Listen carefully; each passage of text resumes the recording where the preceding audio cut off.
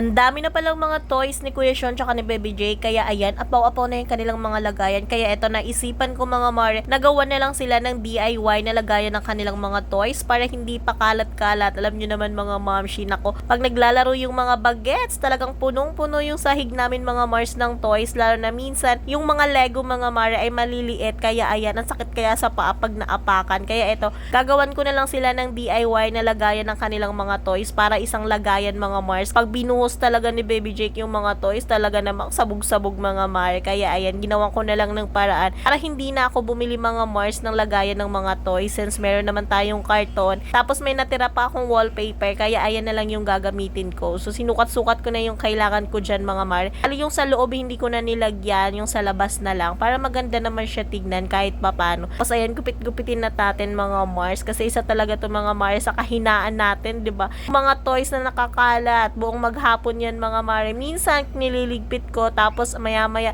dyan na naman yung mga toys na ko po mga Mars. Tapos eto, tagal ko nang nagkakabit mga mare ng wallpaper, pero dito sa carton mga Mars, nung kinakabit ko, nako, struggle is real talaga. Ewan ko ba, ang hirap niyang ikabit mga mare kasi nga siguro, ano siya, lumulundo siya mga mare pag nilalagyan ko siya ng wallpaper. Kaya ayan, hirap na hirap ang Mommy Mars. Kaya ganda lang muna tayo mga Mars hanggang sa matapos natin ito. O diba, ayan na, malapit na nga akong matapos dyan mga Mars. At inilipat ko nga yung cellphone ko kasi against the light pala kanina mga mare. Mabuti na lang naagapan ko. Tapos eto na mga Mars, ang ganda na ng kanyang itsura. O diba, medyo hindi talaga siya perfect mga mare, nagkukulubot talaga siya. Ewan ko ba, kasi ang hirap niyang ikabit mga Mars, umiiba yung kanyang itsura. Kaya ayan, meron ng lagayan ang mga toys ng Baby Jake namin. At ang dami niya na pala mga Mars. Lahat ng mga toys yan mga mare, kadalasan dyan mga Mars ay regalo sa kanya nung Pasko, nung binyag niya. Ayan, maraming mga regalo sa kanya mga Mars. Konti lang talaga yung binibili namin dyan. Tapos yung iba naman, yung mga pinaglumaan na toys ni Kuya Sean. Tapos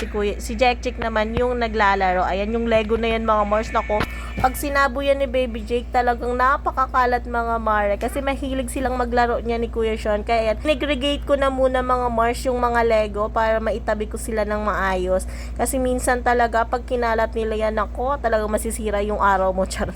Pero natural lang talaga yun sa mga bagets mga Mars, magkala. Tapos eto, nakakatuwa mga Mars, ang dami na pala namin na Jollibee collection mga Mars na toys kasi favorite ni Baby Jake yung Jollibee. Tapos eto mga Mars, meron tayo ditong pangmalakasan na collection ng Jollibee. Ayan, yung pang kupap mga Mars na yung Jollibee. Meron tayo dyan nakapangbarong Tagalog siya mga Mars. O diba, ang ganda, ang cute niya mga Mars. And after ko nga dyan makapagligpit mga Mars, eto, magba-vacuum naman tayo dahil sobrang dami ng buhangin mga Mars dyan kasi ako nagkalat ng toys. Ewan ko ba ba't dyan ako nagkalat, charot.